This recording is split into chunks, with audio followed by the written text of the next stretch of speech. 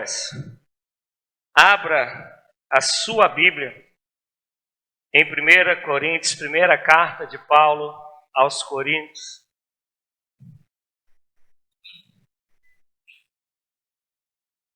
Capítulo 10, vamos ler a partir do verso 31. Primeira carta de Paulo aos Coríntios, capítulo 10, a partir do verso de número 31. Podemos? Diz assim a palavra do Senhor: portanto, quer comais, quer bebais, ou façais outra coisa qualquer, fazei tudo para a glória de Deus. Repita comigo: fazei tudo para a glória de Deus. E aí ele vai continuar: não vos torneis causa de tropeço, nem para judeus, nem para gentios, nem para a igreja de Deus. Como também eu em tudo agrado a todos, não buscando o meu próprio proveito, mas o de muitos, para que assim se possam salvar. E aí o versículo 1 do 11: sede meus imitadores, como eu sou de Cristo.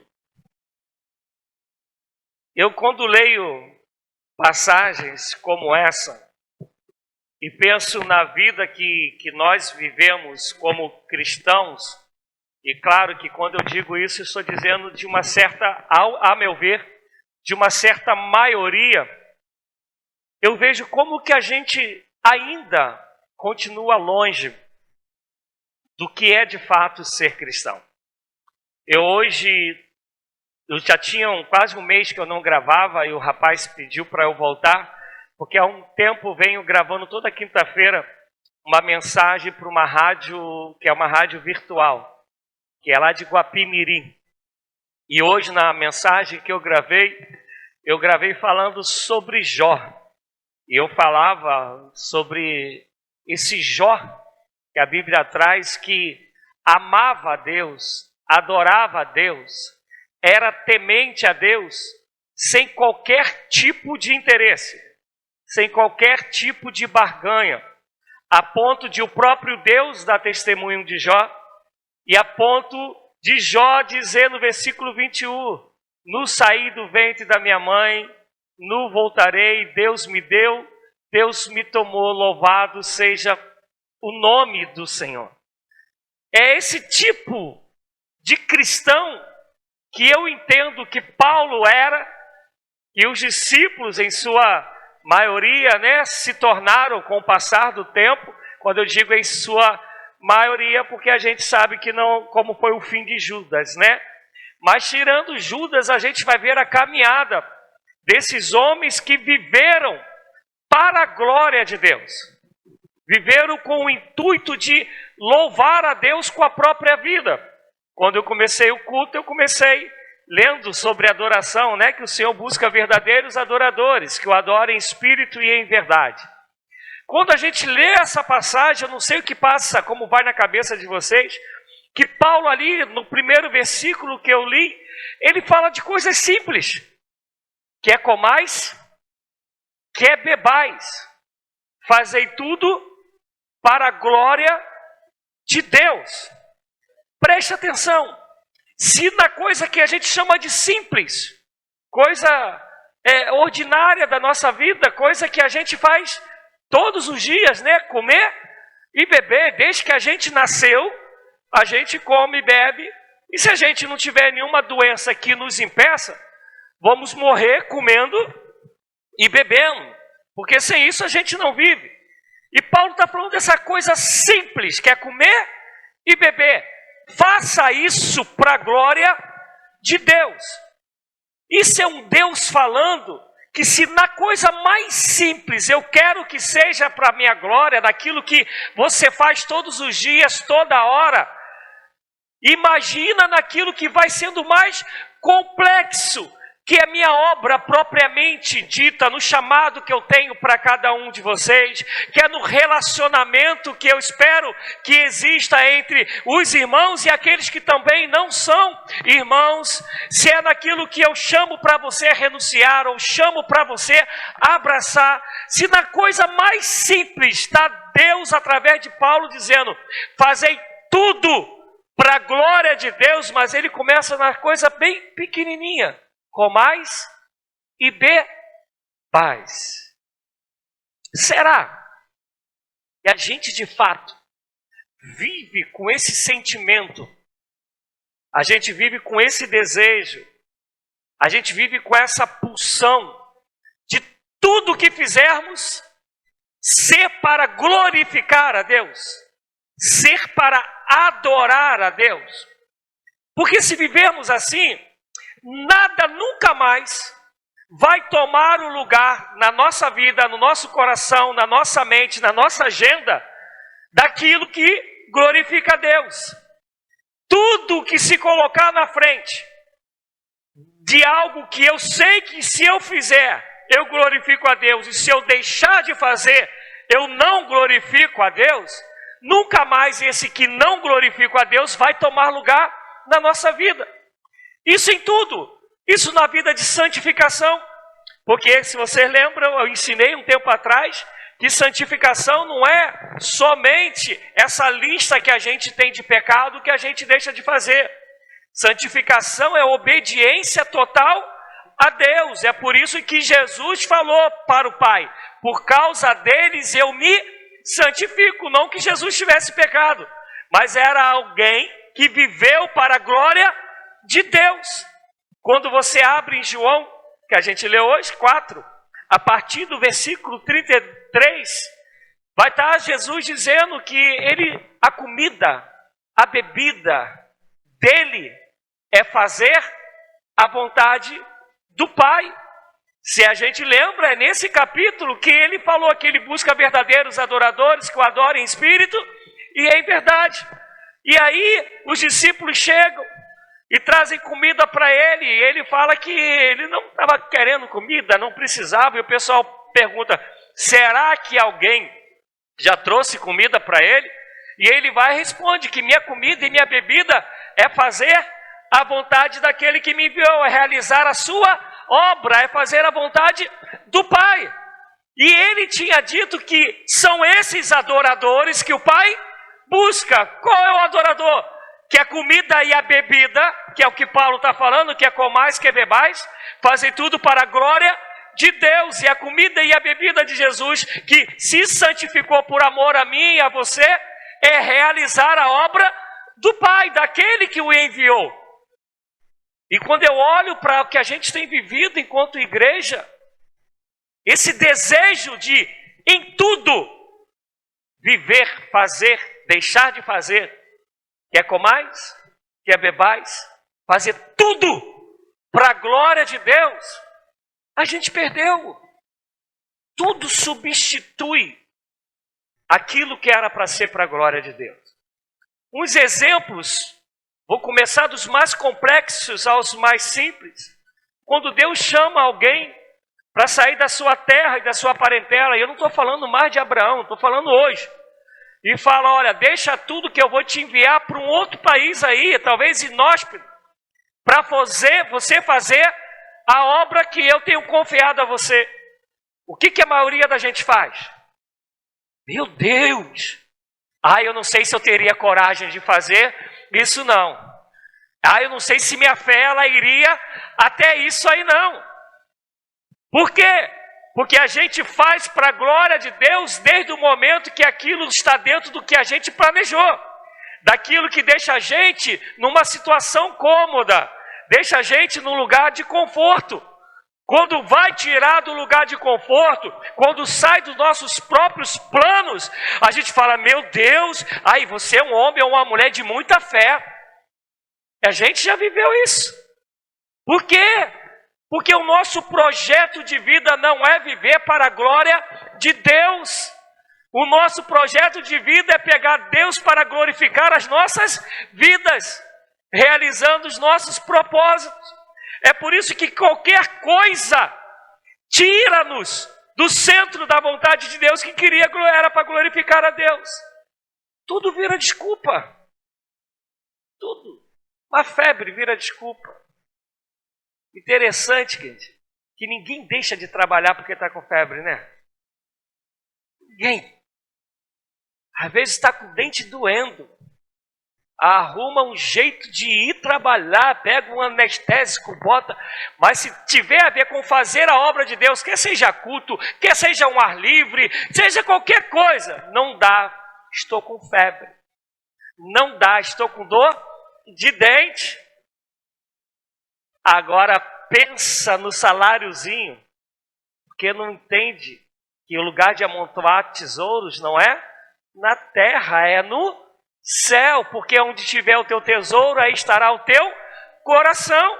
Mas como o coração está aqui, vai amontoar tesouros aqui, e faz tudo para a sua própria glória, e não para a glória de Deus. Esse é o problema que a religião traz para a gente. A religião, ela nos faz ter algumas atividades que nos faz achar que porque temos essas atividades e até somos responsáveis por elas, temos responsabilidades em cumpri-las, a gente acha que então a gente está glorificando a Deus por causa daquelas responsabilidades que nós assumimos dentro da atividade que nós temos. Mas Paulo não está falando disso. Paulo começa a falar de coisas simples. Se você vai comer, glorifica a Deus. Se você vai beber, glorifica a Deus. Se você vai dar um abraço, vai receber um abraço, glorifica a Deus. Se você vai pregar, glorifica a Deus. Se você vai orar, glorifica a Deus. Se você vai limpar a igreja, glorifica a Deus. Se você está sendo insultado por causa do reino, glorifica a Deus. É tudo para a glória dele, não é nada por proveito próprio. O evangelho não tem a ver com proveito próprio. O evangelho tem a ver com o que é proveitoso aos olhos de Deus. E nem sempre o que é proveitoso aos olhos de Deus vai estar dentro da nossa agenda. Não vai. A gente tem experiência disso não só na Bíblia, a gente tem experiência disso na vida. Se a gente for ler sobre a igreja perseguida, não sei se vocês fazem isso, mas se você for ler sobre a igreja perseguida, se você for ler sobre as catatumbas de Roma, que contam sobre tantos cristãos sem nome, que a gente nunca vai ouvir falar, não sei se é quando chegar na glória, que morreram por causa do evangelho, a gente vai ver que isso é real. Pessoas que viveram em todo o tempo para glorificar a Deus. A gente às vezes faz coisas, como eu volto a falar, a gente faz atividades, e a gente faz atividade para poder a gente se sentir bem. Às vezes a nossa atividade não tem o intuito de glorificar a Deus, mas a nossa mente fala para a gente, você está fazendo, você está trabalhando. E aí não tem a ver com Deus, tem a ver com você, comigo mesmo, nos sentimos bem. E por isso eu faço e falo, estou dando glória a Deus. Não, na verdade a gente está pensando na gente mesmo.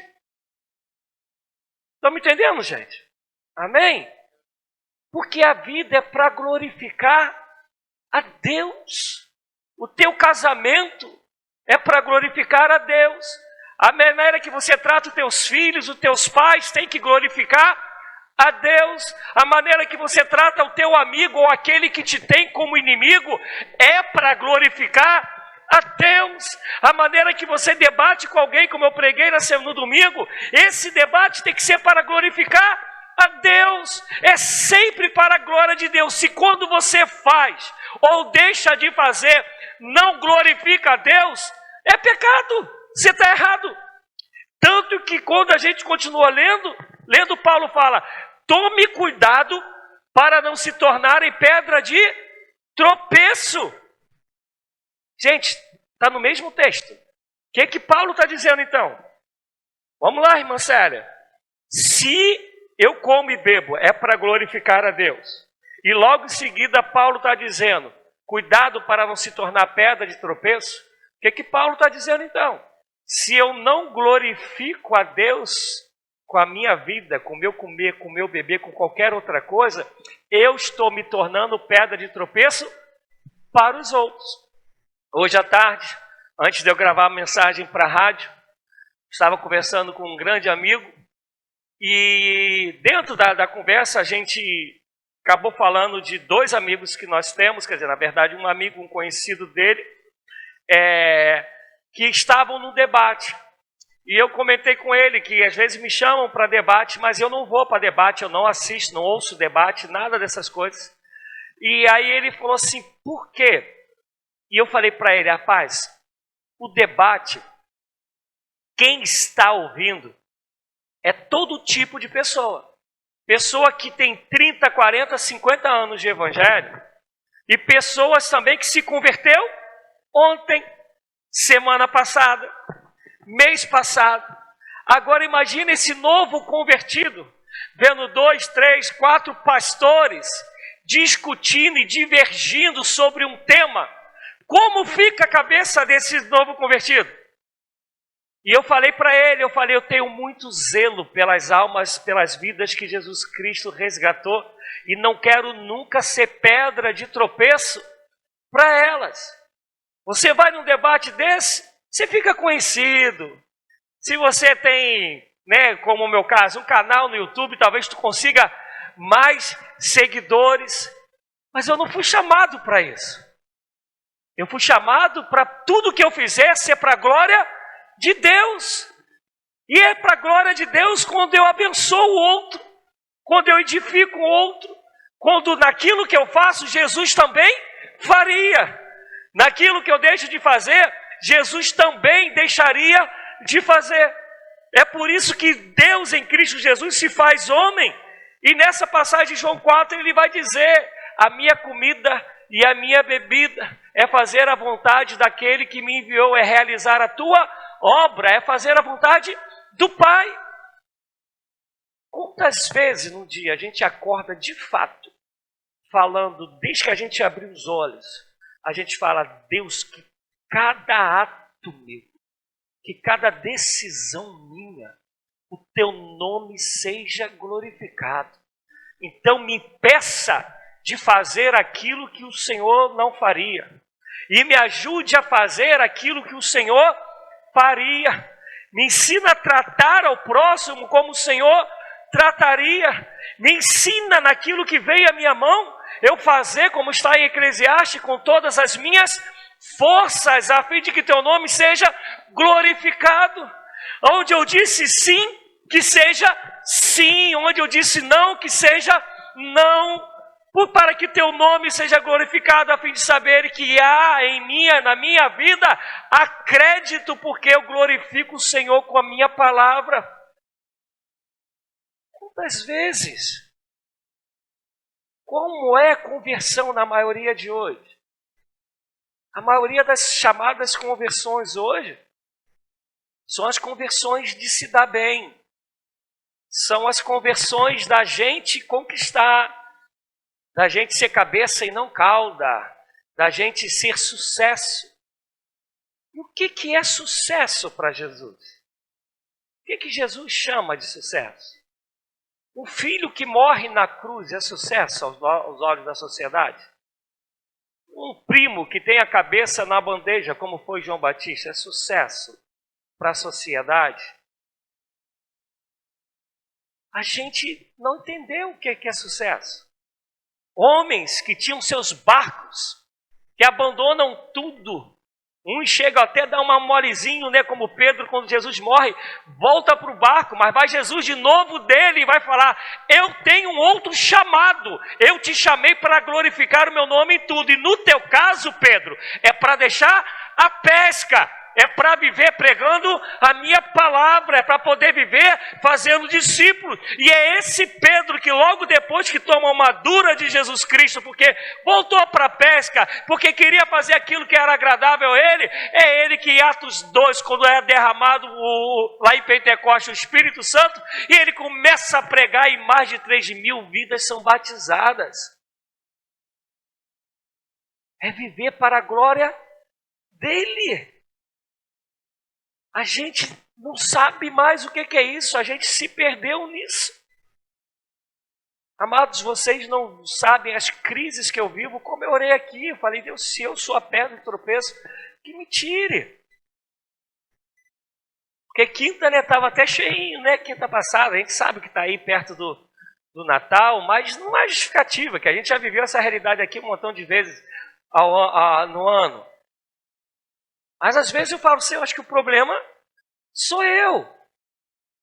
Porque a gente perdeu o entendimento do que é ser cristão. E como já disse aqui para vocês um monte de outras vezes, eu não sei pregar outra coisa que não seja o Evangelho. Eu não consigo crer em outra coisa que não seja o que está na Bíblia. Se vocês prestam atenção nas minhas pregações, qual foi o dia que eu preguei ou ensinei algo que não tivesse na Bíblia? E quando é uma interpretação que a gente tem que ter, e quando teólogos divergem, eu falo para vocês, a gente que pensa diferente, eu particularmente penso desse jeito, porque são assuntos que não chegaram a um denominador comum, mas onde chegaram é isso que tem que ser pregado.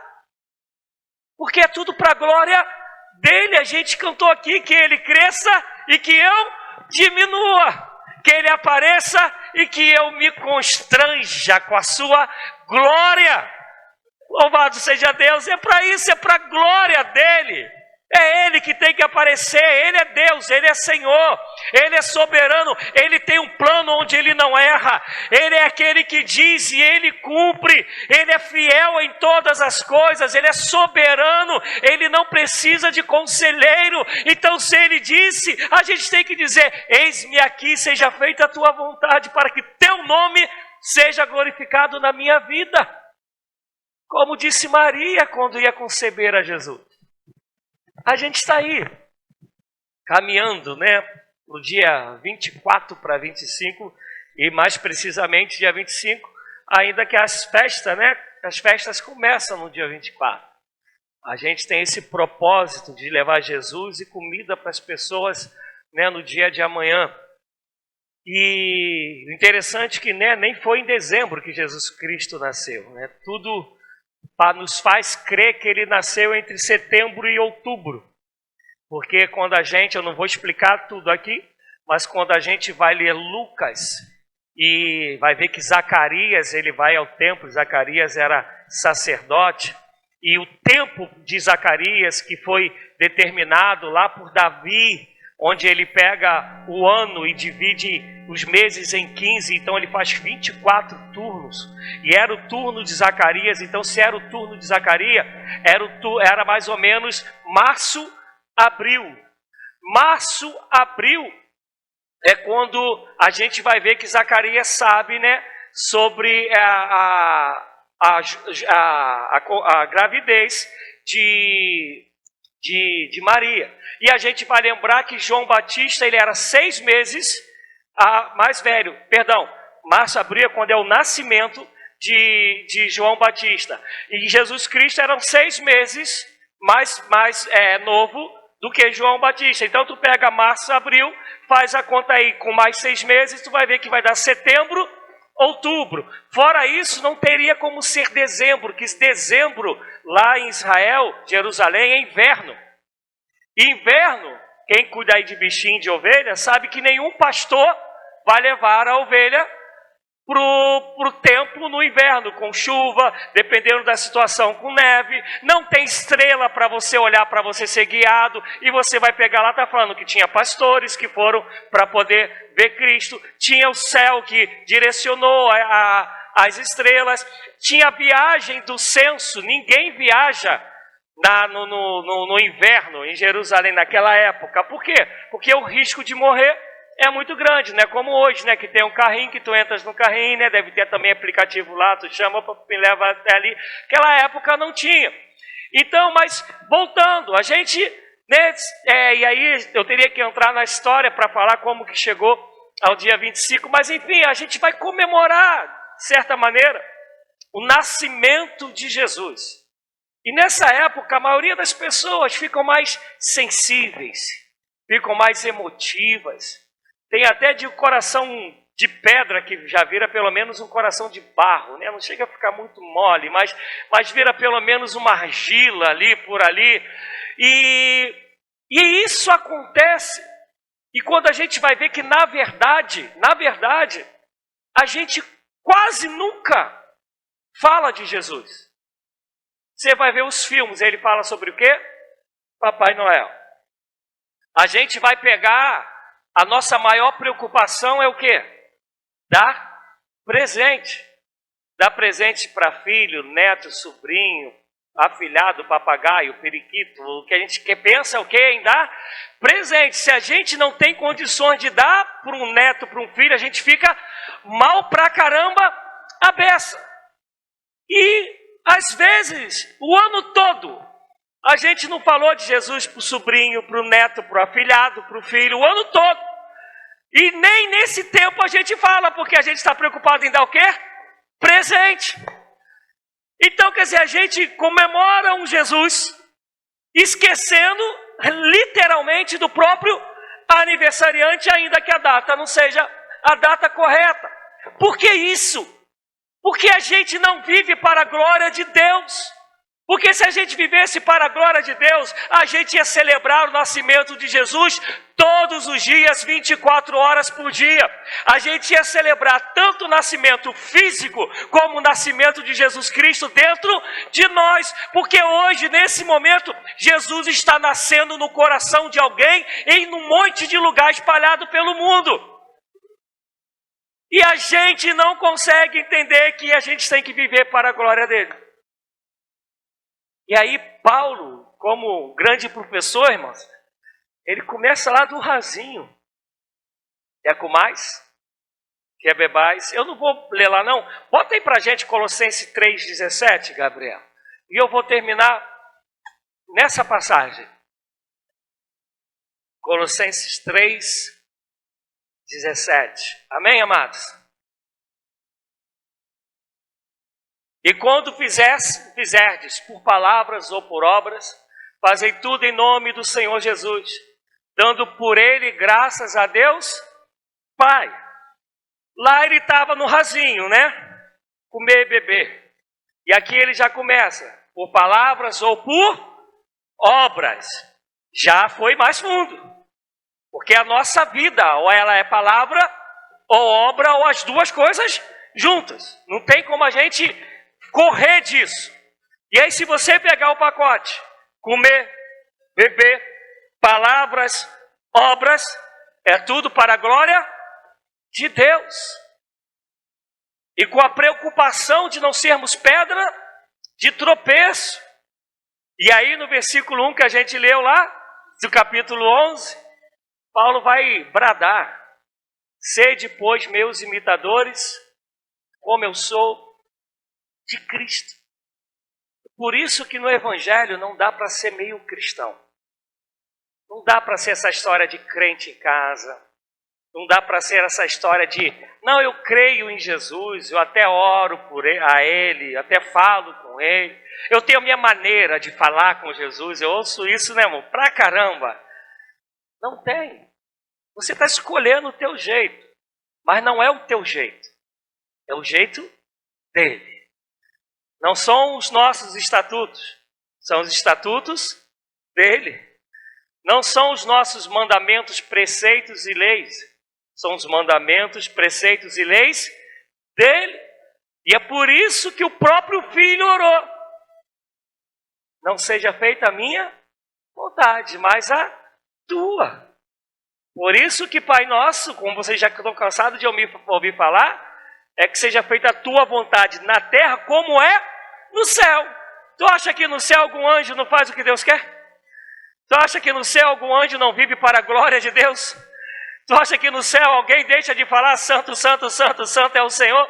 E a gente ora o Pai Nosso dizendo, seja feita a sua vontade na terra como é no céu. E a vontade dele vai ser feita aonde? Através de quem? De mim e de você. Do contrário, a gente se torna pedra de tropeço. Amados, se nós vivêssemos para a glória de Deus, eu não tenho dúvida, o mundo tinha visto diferença na gente. Tinha visto. O mundo não vê diferença na gente porque a gente não vive para a glória de Deus. O mundo vê um montão de vezes a gente colocando a glória de Deus em segundo plano, em terceiro plano.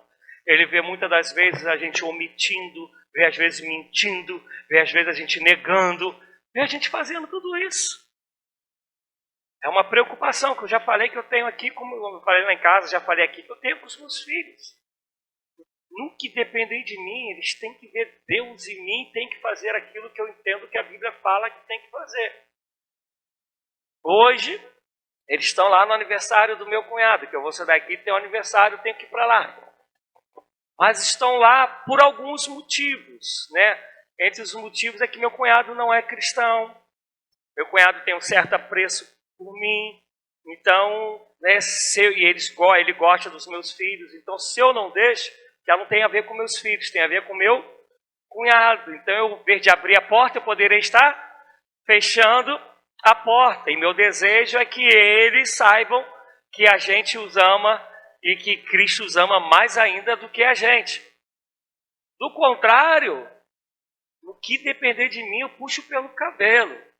O dia que eles já estiverem independentes, aí é com eles. Mas eles têm que entender que a gente foi criado para a glória de Deus. E eu termino ainda na conversa do amigo. E esse amigo, alguém que assim, eu já falei dele aqui algumas vezes, mas eu não vou entrar nos pormenores. E todas as vezes, né, que tem algum problema eclesiástico na igreja onde ele está, né, ele vem até mim não só para desabafar, mas para me levar, às vezes, para tentar resolver, né, como pastor, os problemas de outra denominação, de outra igreja. Essas furadas que Jesus Cristo me leva, né, mas que tem sido, graças a Deus, bênção.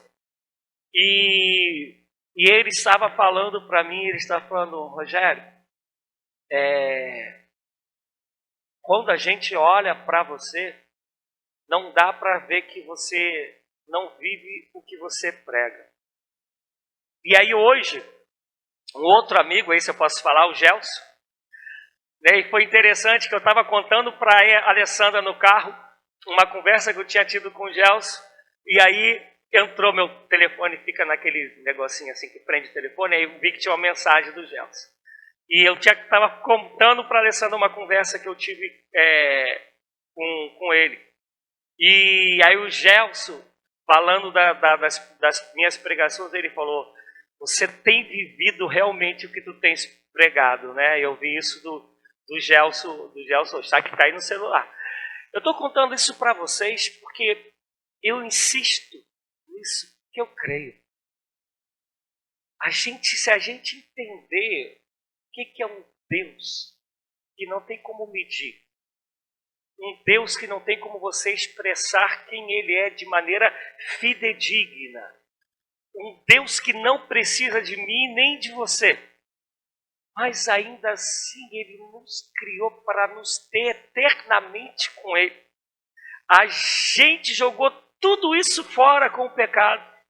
Ele, não satisfeito, se fez homem, morreu a nossa morte para nos resgatar para Ele de novo, porque Ele sabe que só há vida nele, e não tem a ver com Ele ficar melhor ou pior, tem a ver com a gente ser resgatado por Ele para Ele.